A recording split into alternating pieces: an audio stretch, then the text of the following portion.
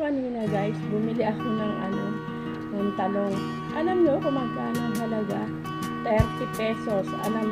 Tapos nagtanong uli ako ng isang patulang. Halos lahat ay nagtatanong doon sa aming bayan, sa gitnang kanluran na aking pinagmulan. Sila'y nalilito, ba't daw ako nagkaganito? Kung ano ang dahilan, ako lang ang nakakaalam. Ito ay libre ang malunggay dyan sa halaman. Kaya yan guys, sobra